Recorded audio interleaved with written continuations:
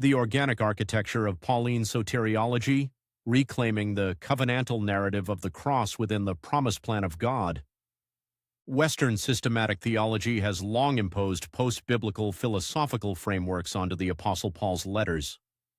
Concepts like Anselmian satisfaction of divine honor or Reformed penal substitution have often reduced the cross to a timeless legal transaction, detached from its historical and covenantal roots. This essay argues for a text-immanent biblical theological approach centered in Walter C. Kaiser Jr.'s promise plan of God. This single, unified, and progressively unfolding divine purpose recovers Paul's soteriology as the historical climax of the Creator's redemptive mission.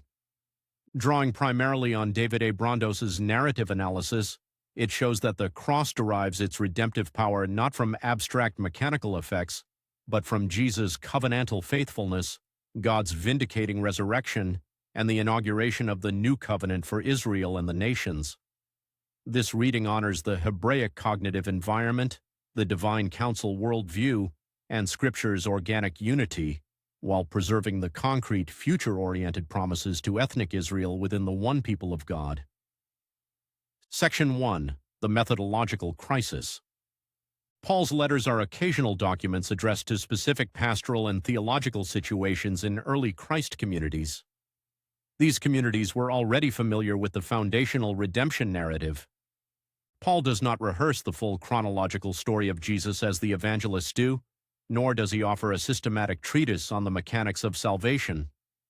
Instead, he uses compact, formulaic allusions that presuppose shared knowledge, such as, Jesus was handed over to death for our trespasses and was raised for our justification, or Christ died for us, or we have been justified by his blood. These shorthand expressions are theologically rich, but highly susceptible to anachronistic imposition. Interpreters have often projected later systematic constructs onto Paul's first-century Jewish vocabulary. Such approaches risk portraying Paul as a Hellenistic innovator who severed the gospel from its Jewish roots. Paul does not place the cross at the center of an abstract soteriological system. He locates it within a larger historical narrative rooted in the Hebrew Scriptures and reflected in the Synoptic Gospels and Acts. The Promise Plan framework provides the hermeneutical key, exposing the limitations of both rigid discontinuities and tendencies toward spiritualization, while allowing the canon's own progressive logic to govern interpretation. Section 2. Reconstructing the narrative. The authentic context for Paul's soteriology is the shared early Christian foundation story, God's election of Israel, the Exodus deliverance, the giving of Torah, the tragedy of exile, and the prophetic hope of eschatological restoration. Within this Hebraic horizon, Jesus' life, death, resurrection, and exaltation constitute the climax of the promise plan initiated in response to the compounding cosmic rebellions. Luke Acts offers a vital interpretive framework for Paul. There, salvation realizes God's ancient strategy to extend forgiveness and the kingdom to all nations. Paul's allusions to the cross tap directly into this narrative stream. Far from reducing Jesus' death to an abstract cosmic mechanism, Paul presents it as a pivotal historical moment in God's covenantal mission to reclaim the disinherited nations and restore sacred space. Section 3. Covenantal Faithfulness. Traditional forensic models sometimes portray Jesus' death as intrinsically affecting salvation through a legal transaction that appeases wrath or pays a debt.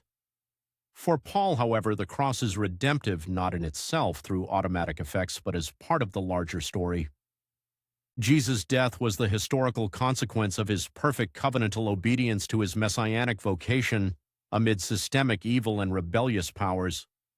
Phrases such as became a curse for us and made to be sin echo Deuteronomic covenant curses and the Isaianic servant's vicarious suffering.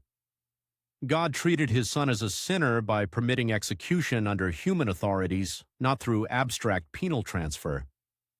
A close reading of Romans 3 verses 21 through 26 illustrates this. There, Paul shows that both Jew and Gentile stand under sin, yet are included in the unfolding promise to Abraham.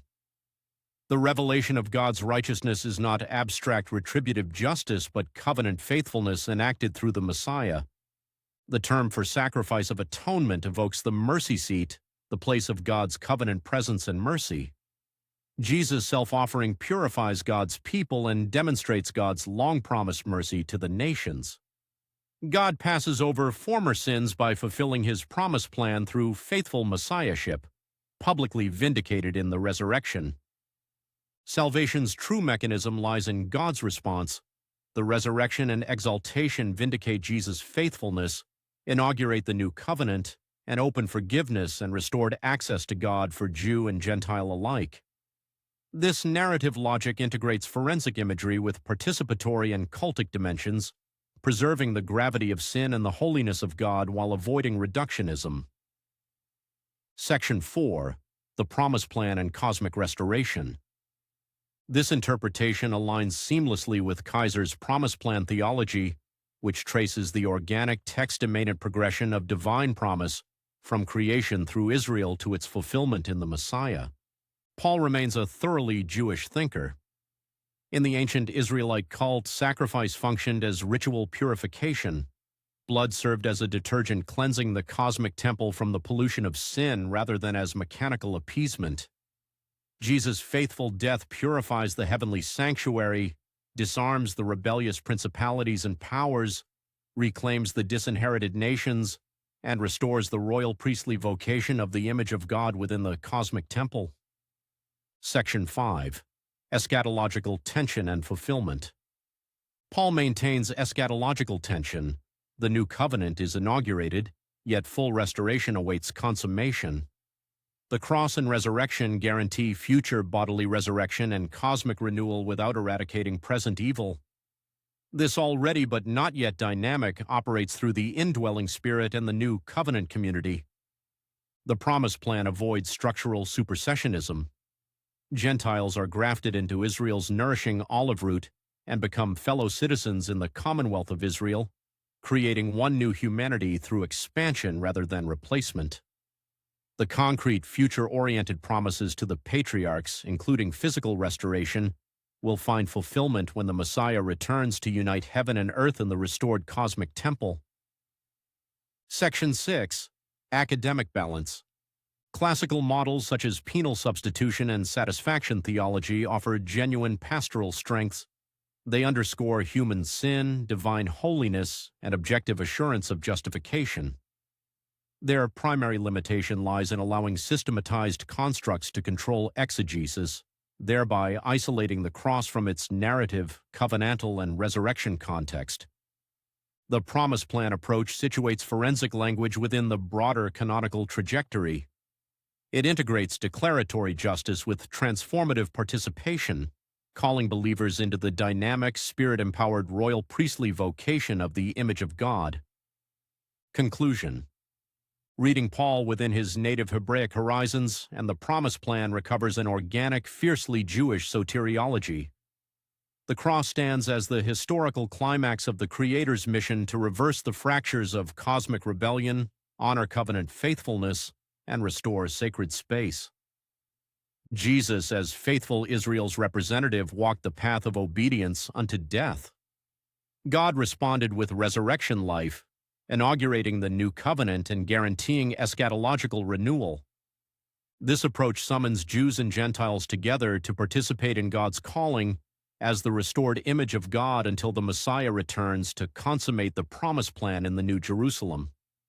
By reclaiming this organic architecture, biblical theology honors Scripture's progressive unity, safeguards the enduring significance of God's promises to ethnic Israel within the one people of God, and offers a mediating path centered in the text-immanent promise plan.